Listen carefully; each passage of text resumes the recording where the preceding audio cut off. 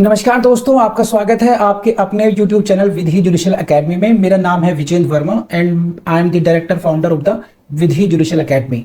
We provide coaching for the judicial services exams, and through this video we are trying to reach out to you to provide you full professional exam oriented coaching for the judicial services, and that is free of cost. इन classes में जो videos हम आपको provide करेंगे, we are going to provide you the entire foundation course including all the books, including all the details, whether it is required for the prelims or mains or for the guidance for the interview. Means in videos को आपने सिर्फ इतना करना है, sequence में देखना है, playlist को अच्छी तरीके से देखना है। सब्जेक्ट वाइज मिल जाएंगे आपको, CPC, constitution, contract, BNS, BNSS, इन सब की प्लेलिस्ट आपको सीक्वेंस में मिलेगी। इन प्लेलिस्ट को देख करके आपने you have to take the coaching from the scratch. First video से लेके लास्ट वीडियो तक आपने करना है। उन्हीं वीडियोस में आपको गाइड किया गया है कि किस तरीके से आप किसी को कोई सा particular provision, section, sub section उसको प्रीलिम्स के लिए पढ़ना है क्या, मेंस के लिए पढ़ना है क्या, और उसके किस तरीके से नोट्स करने चाहिए, कैसे आपको रिवीजन करना चाहिए। इन्हीं वीडियोस में डिटेल में गाइडेंस आपको मिलेगी। तो प्लीज आपसे ये रिक्वेस्ट है, आप ये ना समझें कि यूट्यूब में फ्री में दिया गया है तो फिर ऐसे ही होगा। ये वो प्रोफेशनल कोर्स है जिसके लिए हम लोग अच्छी खासी हाई फीस लेते आए हैं स्टूडेंट से, लेकिन एक टाइम आता है इंसान को समाज के लिए भी करना चाहिए, और उसी इंटेंशन के साथ में we are providing you the entire course free through the YouTube channel Vidhi judicial academy. तो प्लीज हर वीडियो की जो थंबनेल है उसको देख करके आपको आइडिया लग जाएगा कि इसका सब्जेक्ट क्या होने वाला है। कुछ टॉपिक्स ऐसे होते हैं जिनको एक लेक्चर में कवर नहीं किया सकता, तो उसमें लेक्चर नंबर 1, 2, 3 सीक्वेंस से मिलेगा। प्लीज उस तरीके से देख लीजिएगा, और नोट्स आपको अपडेटेड मिलेंगे, उसके लिए कहीं जाने की जरूरत नहीं है। नोट्स का जो लिंक मिलेगा आपको डिस्क्रिप्शन बॉक्स में मिल जाएगा आपको। And thank you very much, wish you all the best. And this is rule 9 before you, this is rule 9। Rule 9 says what? Withdrawal of permission. What permission?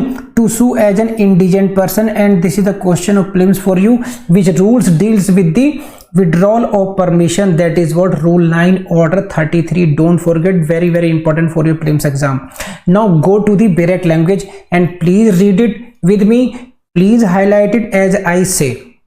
See this, see the language. The court may, they have used the word court may. It means the court has the discretion about this. The court may, on the application of whom?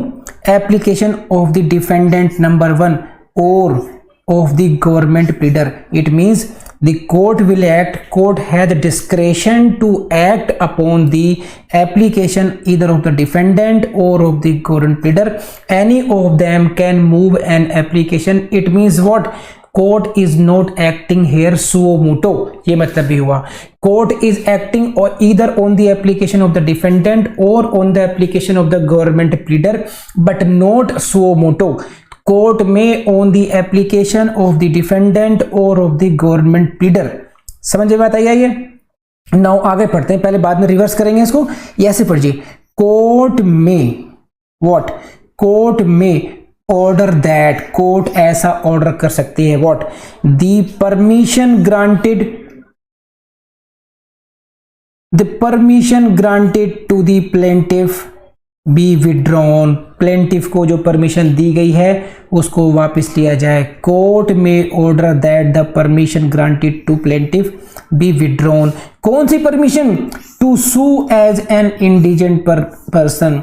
जो plaintiff को एक permission दी गई थी to sue as indigent person, उस permission को वापस लिया जाए, ऐसा कोर्ट ऑर्डर कर सकती है। समझ में आ रही बात है? कोर्ट में order that the permission granted to the plaintiff be withdrawn. Which permission? Permission to sue as an indigent person. अब फिर पढ़ते हैं दोबारा, शुरू में क्या लिखा था इसमें देखिए। द कोर्ट में ऑर्डर, सच ऑर्डर। अब आपको पता है कोर्ट ऑर्डर कर सकती है, लेकिन कैसे करेगी? On the application of the defendant और ऑफ द गवर्नमेंट प्लीडर। लेकिन कब करेगी? On of which 7 days clear notice. Please note this, highlight कर लीजिए, and this is the question of your prelims. 7 days clear notice in writing has been given to the plaintiff. तो ये derivation of जो notice है, this is very important for your prelims exam. 7 days clear notice in writing shall be given to the plaintiff. अब इसको combine करके पढ़ाता हूं मैं, समझिए मेरी तरफ से। अब आपको मैंने बहुत अच्छी तरीके से लैंग्वेज पढ़वा दी, हाईलाइट करवा दिया। अब समझिए rule 9, this is what rule 9, it is dealing with whom, what, which situation, when the permission which has already been granted to the plaintiff to sue as an indigent person be withdrawn।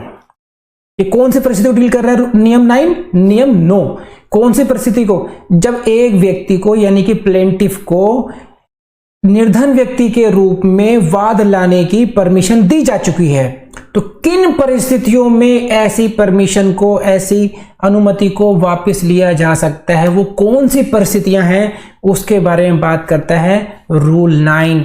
When such permission can be withdrawn, you have seen the heading itself, marginal notes, withdrawal of permission to sue as an indigent person. तो अब ये समझ गए जो rule 9 है वो किस situation deal कर रहे हैं? This is dealing with the withdrawal of the permission. नाम से चल रहा है, बता विड्रॉल ऑफ परमिशन का मतलब क्या हुआ? पहले परमिशन जा चुकी है, दी जा चुकी है, तभी तो विड्रॉ करेंगे हम।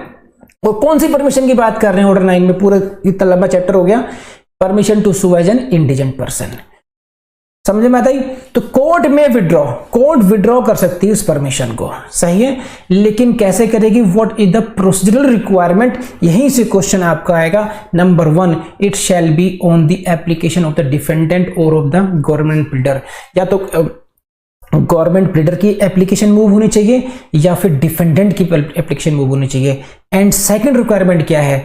ये एप्लीकेशन ऐसा नहीं है कि एप्लीकेशन आज दी और court will order it, no, court will have to notify to the plaintiff. Plaintiff को बताना पड़ेगा कि देखो विड्रॉल क्यों ना कर लिया जाए, आपके खिलाफ ये एप्लीकेशन आई है, आप जवाब दीजिए इसका। इसीलिए प्रोविजन बनाया गया है कि minimum 7 days clear notice in writing be given to the plaintiff.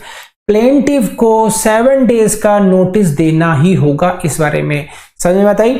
तो एक एप्लीकेशन मूव करी डिफेंडेंट ने, डिफेंडेंट ने क्या लिखा कि प्लेंटिफ्स को जो परमिशन दी गई है इसको विड्रॉ की जाए, या डिफेंडेंट की जगह कौन मूव कर सकता है? गवर्नमेंट प्लीडर मूव कर सकता है। वो क्या कहेगा कि जी इसको जो प्लेंटिफ को परमिशन दी गई है उस परमिशन को विड्रॉ करो, सही है, ठीक है। कोर्ट के पास एप्लीकेशन आ गई, now what the court will do? Court will give notice to the plaintiff कि प्लेंटिफ को 7 डेज का टाइम दिया जाता है। 7 डेज के अंदर वो बताए कि ये क्या करना है इस एप्लीकेशन में और क्या नहीं करना है। इसे कहते हैं principles of natural justice, audi alteram partem. Hear the opposite party, जिस पार्टी के अगेंस्ट आपको डिसीजन लेना चाहते हैं या कोई कार्रवाई इनिशिएट करना चाहते हैं, उसको अपनी बात कहने का हक मिलना चाहिए।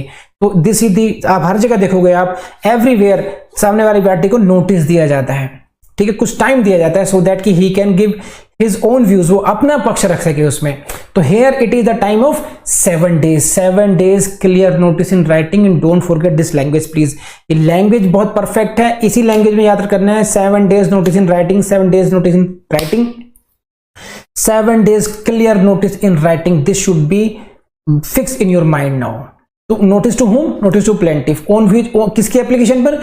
डिफेंडेंट की एप्लीकेशन पर। या किसकी डिफेंडेंट की एप्लीकेशन पर? गवर्नमेंट प्लीडर की एप्लीकेशन पर। क्या सो मोटो है? नो, सो मोटो का प्रावधान नहीं है इसमें। तो either on the application of the defendant और on the application of the government pleader, 7 days clear notice in writing to the plaintiff, then court में order that the permission be granted to be withdrawn.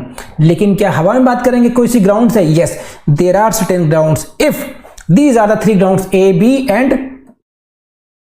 C. A, B and C, these are the 3 grounds. Only on these grounds application that permission can be withdrawn. And again this is the question for your prelims. On what grounds?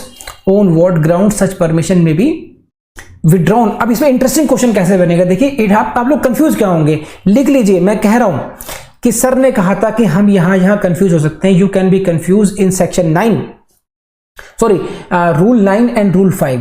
Rule 5 is dealing with the rejection, वहां पर भी आपने देखा था कुछ points थे, और यहां पर भी 3 पॉइंट्स हैं इस तरीके से। तो इन पॉइंट्स में कहां पर रिजेक्शन था, कहां पर विड्रॉल है, उन ग्राउंड्स को डोंट मिक्स देम। कहीं ऐसा ना हो विड्रॉल की ग्राउंड्स उसमें ले जाइए और रिजेक्शन की ग्राउंड्स यहां पर आ जाए, ऐसा मत करना। अब ध्यान से पढ़ लीजिए, कॉमन भी है उनमें। अब पढ़ते क्या है। नंबर 1 देखिए, A this, if he is guilty of vexatious or improper conduct in the course of the suit। Number 1 क्या है? If he is guilty, guilty of what? Vexatious or improper conduct। वो दुखी करने वाली ये अमर्यादित आचरण का दोषी है। जब in the course of the suit वाद के दौरान उसका जो कंडक्ट है, उसका जो आचरण है वो कैसा है, वेक्सेसियस है, दुखी करने वाला है, इम्प्रॉपर है, सही नहीं है उसका कंडक्ट। तो it is what, dependent upon conduct, conduct based हो गया, conduct based ground for the withdrawal.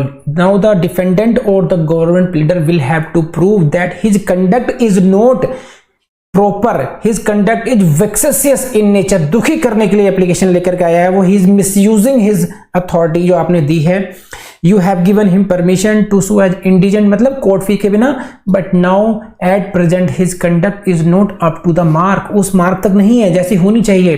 तो इम्प्रॉपर कंडक्ट है या वेक्सेसियस कंडक्ट है, इसके लिए आपको उसको सिचुएशन उसको उसकी परमिशन को विड्रॉ कर लेना चाहिए। नंबर 1 पॉइंट आ गया। समय 1 ये फिल्म से पूछा जाएगा, P4 फिल्म्स लिखता हूं। Number 2, if it appears that means are such that, his means are such that, क्या बताइए means, उसके पास ऐसे संसाधन है, पहले इंक्वायरी हो चुकी है, इंक्वायरी करने के बाद में ही आपने ऐसा स्टेप लिया था कि परमिशन दी थी, लेकिन फिर भी अगर ऐसा चलता है पता कि उसके मीन्स ऐसे his means are such that he ought not to be continue, उसको इस तरह से कंटिन्यू नहीं करना चाहिए, इस तरह से उसको आगे नहीं बढ़ना चाहिए। कैसे, to sue as an indigent person, उसको परमिशन कंटिन्यू नहीं मिलनी चाहिए। क्यों, क्योंकि उसके संसाधन ऐसे हैं। कैसे, नंबर 1, पहले तो आए थे कुर्ता फटा पहने हुए, है ना, जेब फटी हुई है, पैबंद लगे हुए हैं, और जैसी परमिशन आपको मिली आपने क्या करना शुरू कर दिया, आप आ रहे हैं बिल्कुल ब्रांडेड कपड़े पहन कर आ रहे हैं, आपके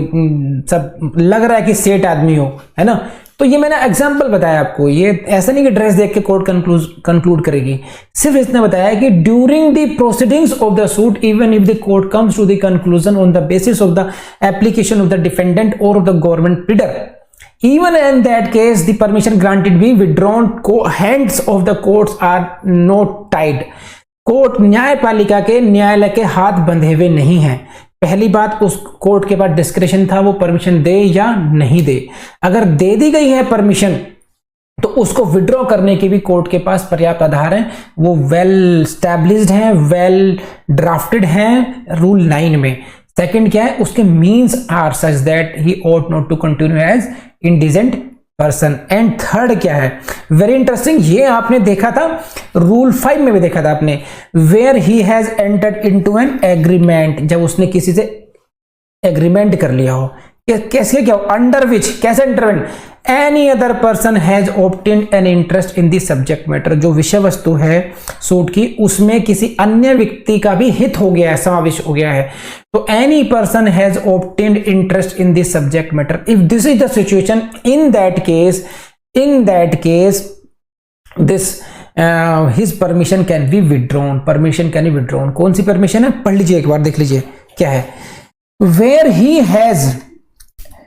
ही has entered into an agreement, जब वो किसी के साथ एग्रीमेंट कर लेता है, करार कर लेता है, ठीक है।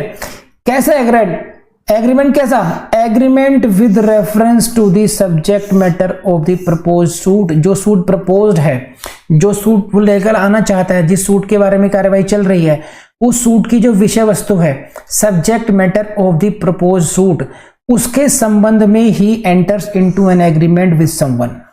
बात समझ में आ गई, he has entered into an agreement with reference to the subject matter of the propose suit, प्रस्तावित वाद की विषय वस्तु के संदर्भ में वह किसी व्यक्ति के साथ कोई करार करता है, और उस करार के अंतर्गत under which any other person, कोई अन्य व्यक्ति, has obtained an interest in such subject matter, ऐसी विषय वस्तु में कोई हित प्राप्त कर चुका है, has obtained an interest, any other, कौन, कोई अन्य व्यक्ति उस विषय वस्तु में जो जिसके बारे में आप केस लाना चाहते हैं उसमें कोई इंटरेस्ट उसका क्रिएट हो गया है, तो ऐसी स्थिति में भी परमिशन विड्रॉ हो सकती है। अब समझ लीजिए, ये मैं पहले समझा चुका हूं कि has obtained interest in the subject matter, ये रूल 5 में भी आया था, तो इसलिए अब नहीं समझाऊंगा, ठीक है। तो इन 3 ग्राउंड्स पर, कौन कौन सी ग्राउंड्स हैं, गिल्टी ऑफ कंडक्ट बेस्ड हो गया, vexatious conduct, improper conduct, number 1 means पर हो गया, एंड नंबर 3 एग्रीमेंट हो गया। ये कीवर्ड हो गए, कंडक्ट, मीन्स और agreement, conduct means agreement, conduct means agreement, ठीक। कंडक्ट कैसी थी, इम्प्रॉपर और वेक्सियस थी। मीन्स कैसे थे कि its are such that he ought not to continue होना चाहिए। एग्रीमेंट के साथ क्या, किसी अदर पर्सन साथ क्या, क्यों किया, क्या इफेक्ट है उसका। वो एग्रीमेंट किसके बारे में है, that agreement is related to what, is in reference to the subject matter of the proposed suit, okay, and what is the effect of the agreement, by that agreement the any other person has obtained an interest in such subject matter। तो ये A B C grounds हो गए जिसके basis पर withdraw हो सकती है। समझ में आता गया आपको। तो this is we have done the withdrawal of the permission as well. Now हम लोग अब जो डील करेंगे इसके बाद में, that is very important aspects in this suit, that is what about the cost. Cost का मतलब क्या हुआ, देखो एप्लीकेशन मूव होगी, है ना, एप्लीकेशन मूव हुई, इंक्वायरी हुई इसमें, और कोर्ट फीस भी है। कोर्ट फीस इन सब की रिकवरी किस तरीके से हो सकती है, किसका राइट है किसका नहीं है, उसके बारे में हम लोग जो रिमेनिंग रूल्स हैं वो उसको डील करेंगे उसमें। So now let's move to the rule 10। Please go to the slide now. मुझे पूरी उम्मीद है कि वीडियो आपको पसंद आया होगा, आई नो दिस। लेकिन क्वेश्चन ये है कि क्या आप मेंटली प्रिपेयर्ड हो जज बनने के लिए। अपने से पूछना बस कि क्यों आप इर्रेगुलर हो जाते हो। आपकी हेल्प भगवान भी तभी करेगा जब आप खुद अपनी हेल्प करना चाहेंगे। तो बस लगातार पढ़ते रहिए, कंसिस्टेंसी से पढ़ते रहिए। बस यकीन मानो आप 100% एक दिन जज बनोगे। यू कैन बिकम जज, बस आपको लगातार पढ़ना है, ठीक है। थैंक यू, अलविदा। और अब मिलेंगे नेक्स्ट वीडियो में जल्दी से ही। अभी शुरू करो दूसरा वीडियो, ज्यादा आलस्य नहीं करना हमने।